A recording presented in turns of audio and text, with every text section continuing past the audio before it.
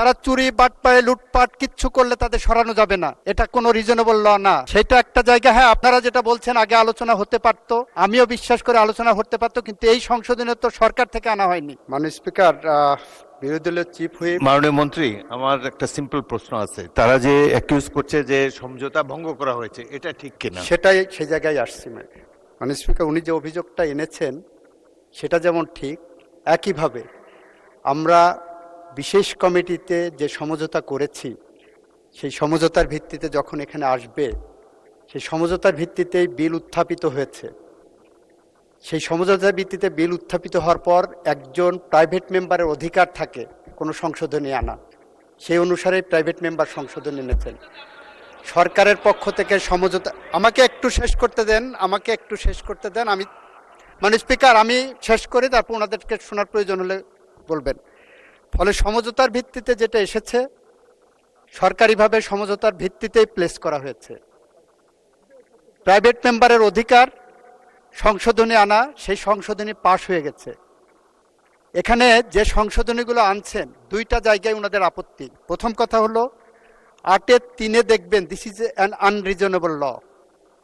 যাদেরকে বসিয়ে দিয়ে যাওয়া হয়েছে, ইন্টারিম গভর্নমেন্ট যে কমিটি পর্ষদ গঠন করে দিয়েছেন, সেই কমিটির কোনো সদস্য যদি জুলাই বিপ্লবের বিরুদ্ধে, জুলাই গণঅভ্যুত্থানের বিরুদ্ধে কোনো কার্যক্রম করেন, সেই পরিষদের কোনো সদস্য যদি দুর্নীতি করেন, সেই পরিষদের কোনো সদস্য যদি ক্রাইমে ইনভলভ হন, সেই পরিষদের সদস্য যদি লুটপাটে ব্যস্ত হয়ে পড়েন, তাকে সরানোর ক্ষমতা কিন্তু অর্ডিন্যান্সে রাখা হয়নি।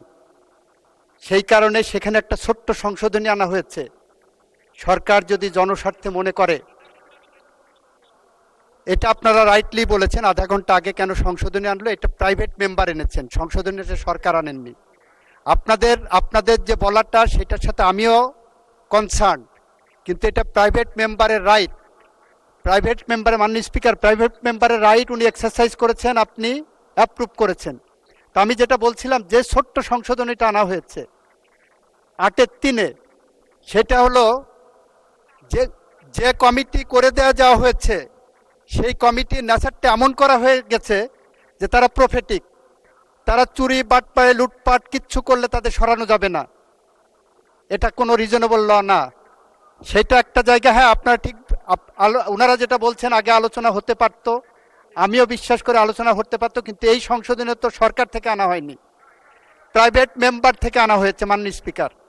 দ্বিতীয়ত হলো, বিলটা পাশ হয়ে গেছে। আপনার যদি এটা নিয়ে আরও কথা থাকে, নিশ্চয়ই কথা বলার পথ উন্মুক্ত থাকবে, এবং এই বিলটা আবার সংশোধনী আকারে আমরা নেক্সট সেশনেও আনতে পারি, এই সেশনের মধ্যেও আনতে পারি।